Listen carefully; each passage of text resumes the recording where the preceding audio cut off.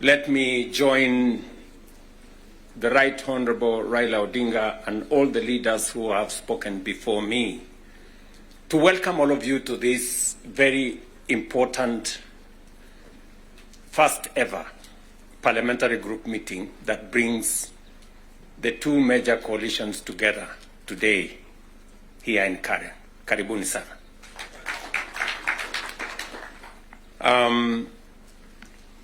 The Right Honorable Raila Odinga has given us the context of why we are meeting here. I really would want to add not so much, because he has ably contextualized why we are meeting here today. That we have a nation to look after and we have a nation to protect, and there are options that are available to us, and I think we chose to protect the nation called Kenya by our coming together. And so I want to commend both the Right Honorable Raila Odinga and the ODM party, my former party, for standing up to be counted when the country needed leaders to stand up for Kenya. It may have been easy to do the opposite. It may have been popular to do the opposite. I know many people have vilified the Honorable Raila Odinga and the ODM party for the decision they took to stand for Kenya when there was need to do so. And let me say the following as the President of Kenya today. We have come from very far as a nation.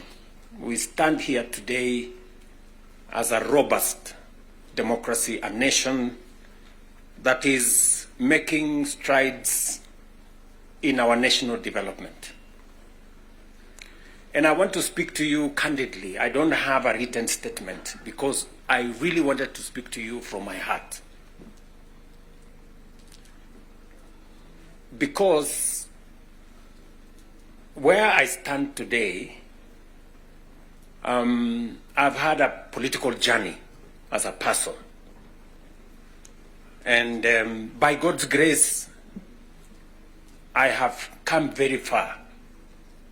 You know, out of the 5 people who have become presidents in Kenya, I am one of them.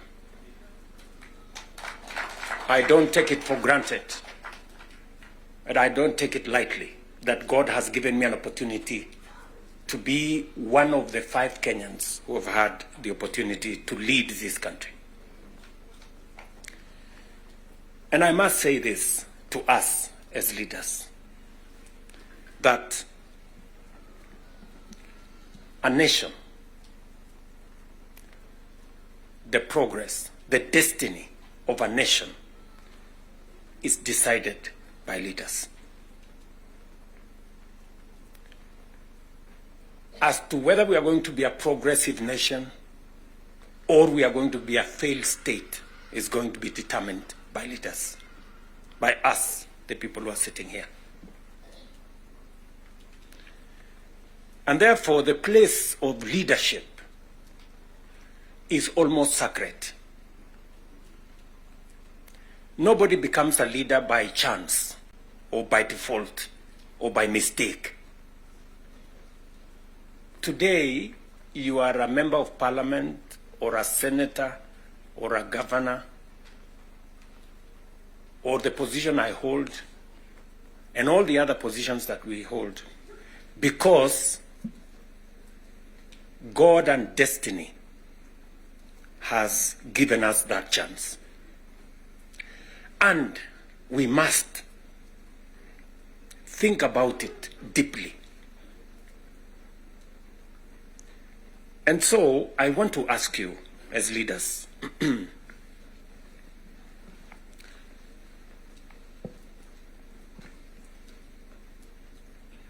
The Honorable Prime Minister has given us a history of countries. I will add to that list 2 countries.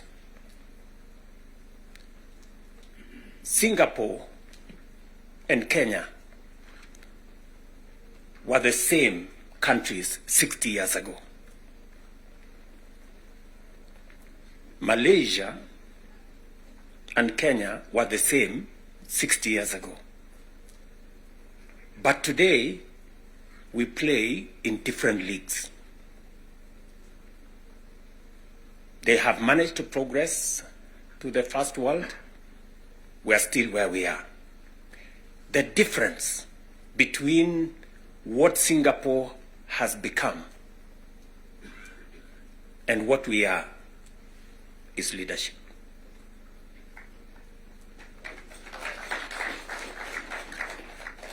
And that is the place, ladies and gentlemen, we occupy today.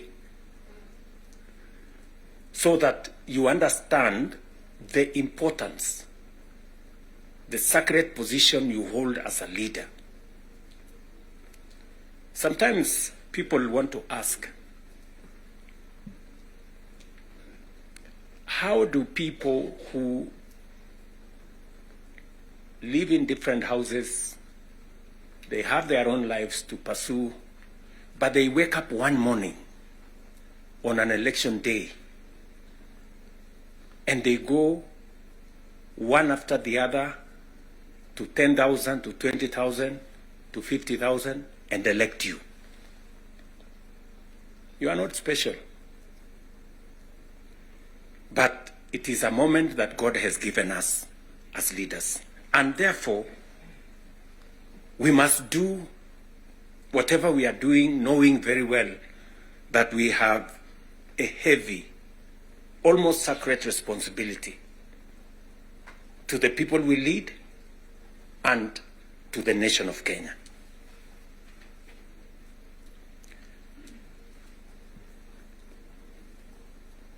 And it is not that we don't know what we should be doing. We all know what we should be doing. It is not that we have shortage of ideas. It is not that we have shortage of what we need to do. In fact, I dare say we have some of the very best ideas. We have very good manifestos all the time. And in fact, if you look at, and I keep referring to this, if you look at the manifesto of Kenya Kwanza and the manifesto of Azimio, the difference is hardly 20-30%. 70% we share what we think should be fixed in Kenya.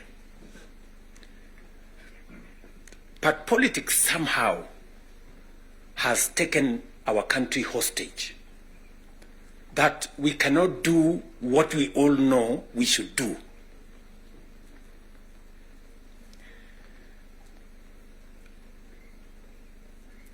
I have said that the difficulties that I face today as a president in Kenya are self-imposed.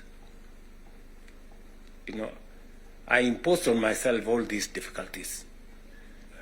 Implementing the new funding model, implementing SHA, implementing housing, doing all those things. If I hadn't done any of those, I would be a very popular person, and but the country would not have moved anywhere. I am confident that if Raila had become president, he would be doing what I'm doing. Yes. He would be implementing SHA. He would be implementing housing. He would be doing reform in the education. He would be doing reform in agriculture. I know that for a fact because I have been in his school of leadership.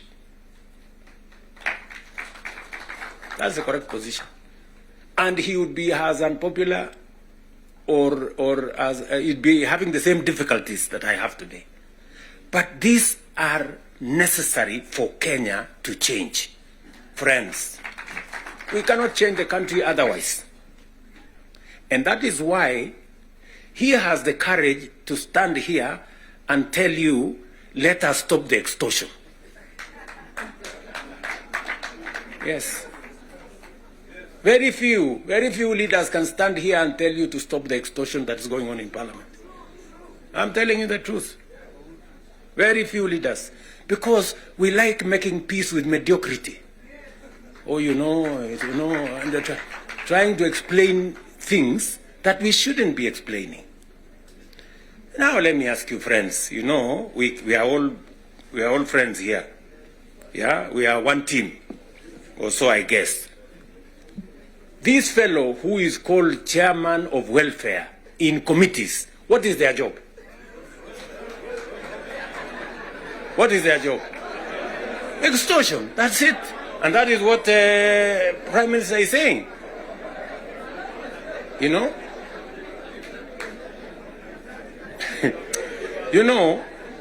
What is Sokohuru? What is Sokohuru? Tell me, what is, you know Sokohuru?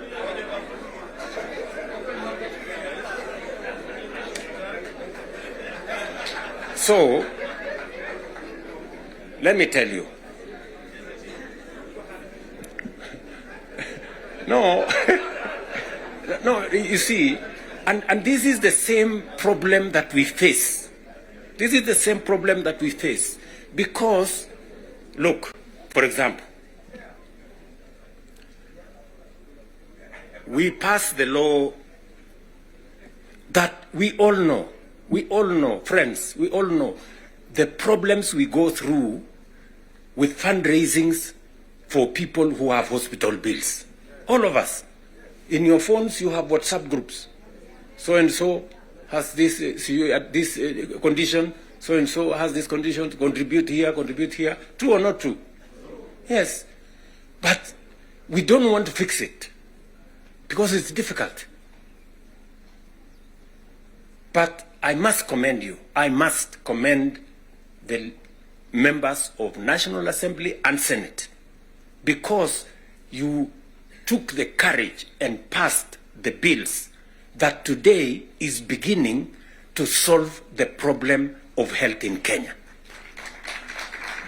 It may not happen instantly, but all of you can now see that there is a possibility that we can sort out the challenge of health and health delivery in Kenya. But because we had to be bold, we had to be bold and make the necessary decisions. Today, we are dealing with the crooked hospitals and health professionals who still want to steal from SHA and to steal from our health provision. And we will go after them and we will deal with them. So, what am I saying? I am saying the following. If we have to change Kenya, my friends, we have a historic opportunity today with this broad-based government, we have a historic opportunity to unleash the full potential of Kenya. We all believe, I do, that Kenya is a very great country, this country of ours. There is absolutely no reason why Kenya is not like Singapore. We have what it takes. Let me repeat. We have what it takes to measure up to the countries in the first world. Yes, we do. Yes, we do. But we are playing in the wrong league because leadership, me and you, are refusing to stand up to what this country needs. I really want to persuade you guys. I really want to persuade you friends. Yeah? This is not about William Ruto. I am here today, I will not be there tomorrow. This is not about Raila Odinga. right? It's about the country called Kenya, where today we have the privilege to be the leaders, to be the decision makers, to decide which way Kenya. It is us who are seated here. It is us. And we have the historic opportunity to make this country what we have always wanted it to be, but it has not been. As I have said, the same way Raila Odinga can stand here and tell you we must stop the wrongs, I have also said that I am ready to pay whatever price to make this country change. Yes, we must change this nation, and we can do it. Look, housing was part of our conversation for the last 30 years. Yes, we've always talked about housing and how important it is and how it is going to create jobs, how it is going to stop land fragmentation, how it's going to allow us to produce, to save land that is meant for food, how we are going to have decent housing, how we are going to reduce on slums, how we are going to have decent livelihoods. We've always said that. The Right Honorable Raila Odinga tried with the first slum upgrading projects. We started there. The housing levy, go and read the Azimio Manifesto. Read the Kenya Kwanza Manifesto. It is there. It is there in both manifestos. We now are seated here and we have the opportunity to implement what was in the Azimio Manifesto and what was in the Kenya Kwanza Manifesto. Friends, why don't we just do it? Why don't we just do it? We will do it? Yes. Let us just hold out and look. You can see for yourselves how transformational it is. Today, using the housing levy, we are not only doing housing, we are doing markets, we are doing hostels. And I promise you, what you see in Mukuru, what you see in Kisumu, because I have been there with Baba here, what you see in Eldoret, what you see in Nakuru, what you see in Kiambu here, what you see in almost every part of Kenya, is just housing implemented for 2 years. And you can already see the kind of impact it is having, the number of jobs it is creating, the way it is bringing change in our towns and cities. Friends, if we were to do this for 10 years, if we were to do this for 20 years, and this is a project that has been delayed, we are supposed to have done this 30 years ago. Tell me, if housing was implemented 30 years ago, how Kenya would be looking today.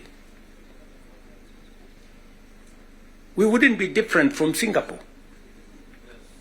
We may have started late, but we now have a chance to do it. I want to ask you,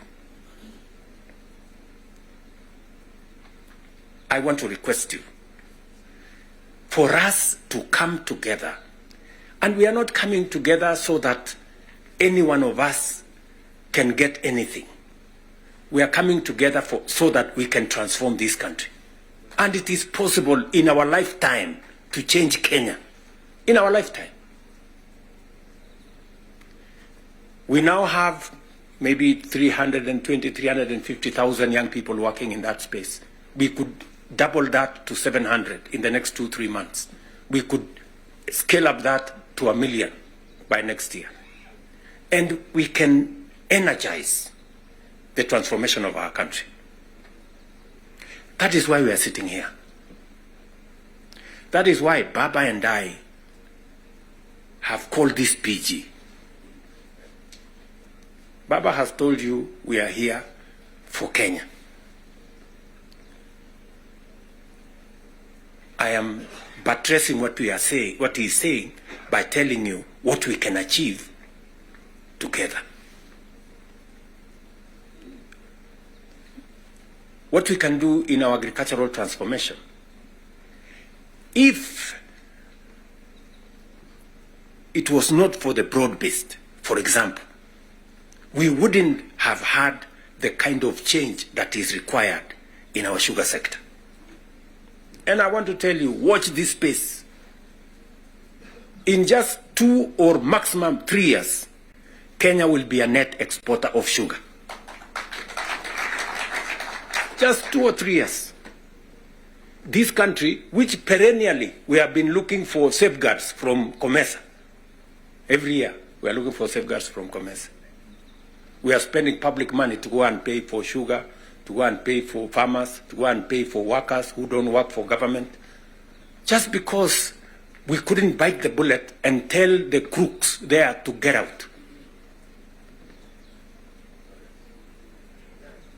Now we have told them to leave. And I want to promise you, I want you to hold me to it.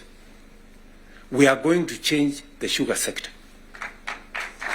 We are going to change the coffee sector. You have already seen what is going on in coffee. There is still a little bit of pushback, but we will deal with it. And on and on and on, and we can transform our whole agricultural sector. Just the little interventions that we have done standing together. You people in Parliament making sure that we are subsidizing production. And I must commend, Parliament has always provided money for us to support the production of the country, either through fertilizer or seeds or other interventions when we have brought it to Parliament. So you're part of the making of the history of our nation.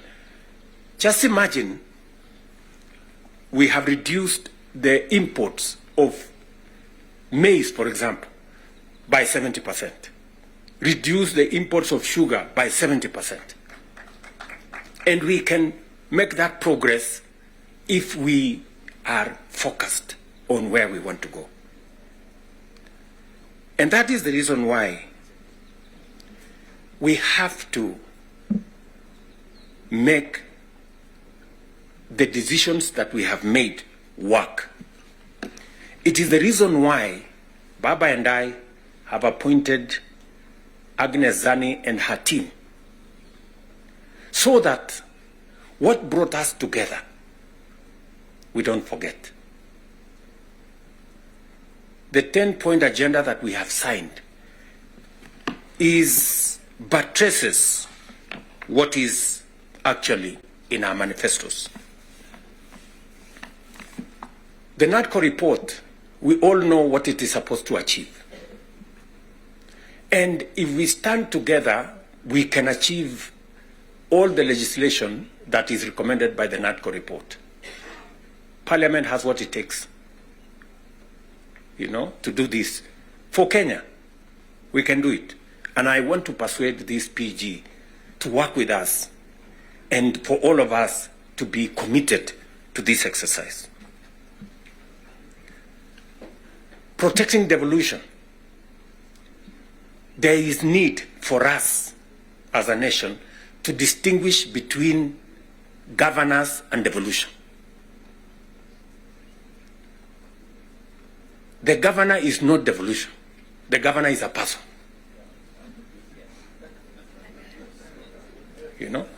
Devolution is about the people.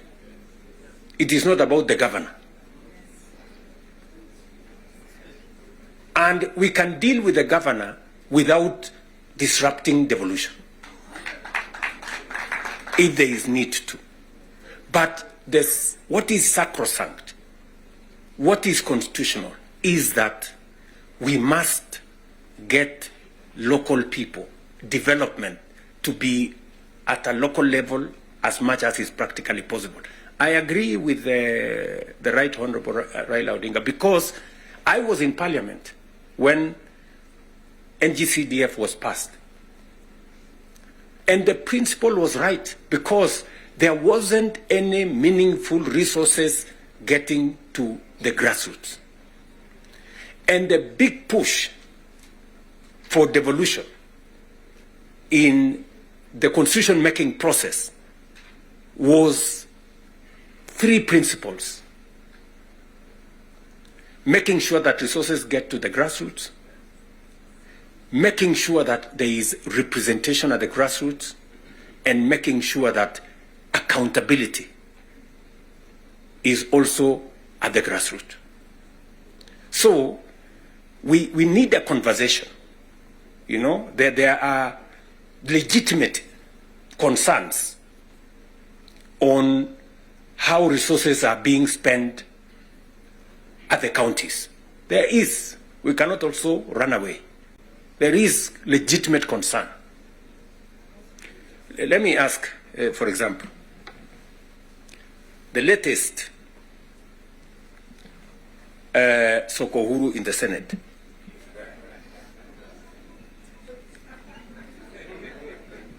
Because you have to accept, you know, by virtue of the position I hold today, I am a consumer of raw intelligence. I know what's going on. Where does somebody find 150 million? Where? Eh?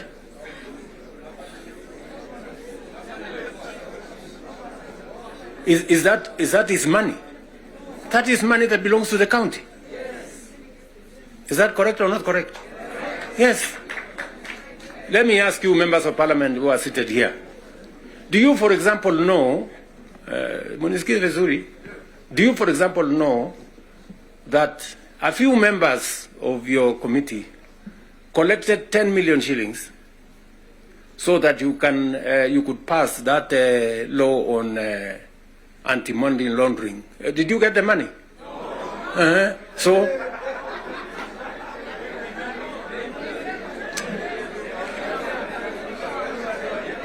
So, going forward, si tunataka tukubaliane, si we are one team. Yes, there are people who are destroying the credibility of Parliament. And they are collecting money in the name of Parliament. And some of the time, or most of the time, that money never gets to Parliament, it gets to a few people. We are not going to shame them. We are going to arrest them. Yes.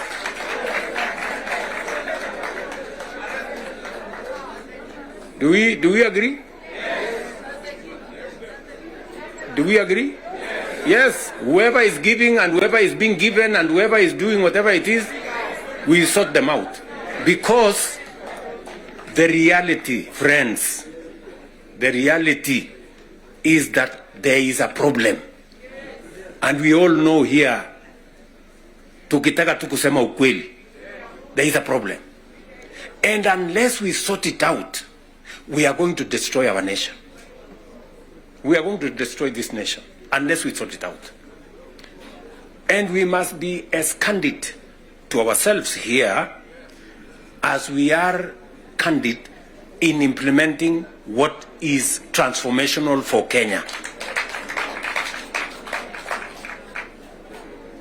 Tunaelewana? Now, let me say this. We must make sure that we get resources to the grassroots, but we also must make sure that the resources that get to the grassroots is used for the people, not other ways. And so we must do for the national government as well. In our 10-point agenda, we have discussed about the young people of our nation and how we need to protect their livelihoods. I want to ask the leadership seated here today, members, I want to persuade you.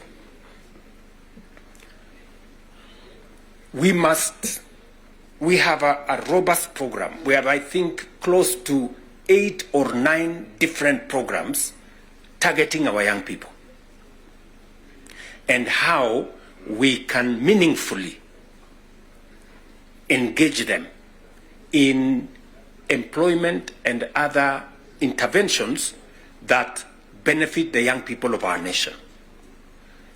I will say this.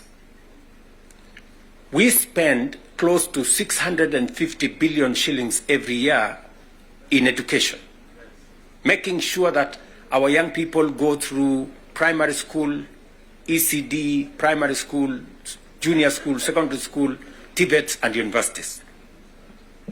We must equally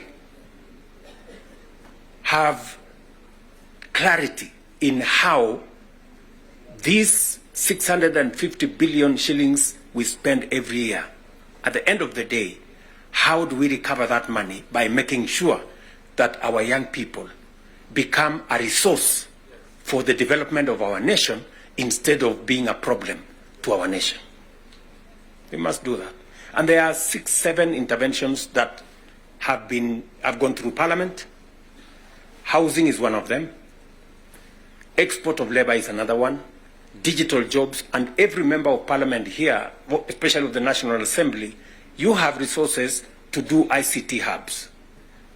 I remember discussing with Sirma there, chairman of NGCDF. I remember discussing with Kiarie, the chairman of ICT. And if there are any issues that concern, sometimes maybe we have a problem with resources, Mbadi is here. He knows that if there are resources that needs to be made available, it's for us to provide interventions for young people to get an opportunity to work. You know very well that we can create hundreds of thousands of jobs in the digital space. You are aware of what we are doing in Nyota. You are aware of what we are doing in KJet. And if you don't, we should be able to explain to you so that you become part of the people, because you speak to hundreds of thousands of people every weekend, every day, as you go about your responsibilities, how they can tap into these opportunities and create livelihoods for the young people of our country so that they too can make a contribution towards making Kenya what we all want it to be. And I can continue, and I can continue on all the other aspects that we have worked on. We agreed that we must have a conversation on national debt because it has the potential to threaten our development. It is the reason why my good friend Mbadi and I have been in many different places, and we have done the most that we could to contain the issue of debt. We have gone out of our way to look for alternative sources of funding so that we don't always go to borrow. We have gone the route of securitization. We've gone the route of private-public partnerships. You know very well that we will be starting the construction of the road all the way to Mau Summit from here, Ironi. We are not going to be spending any debt money from government. The road is going to be built on private-public partnership. You know very well that we are going to begin the railway going all the way from Naivasha to Kisumu all the way to Malaba. We are not going to be spending money from debt like we did with the first section of the railway. We are going to be using public-private partnership to do that road.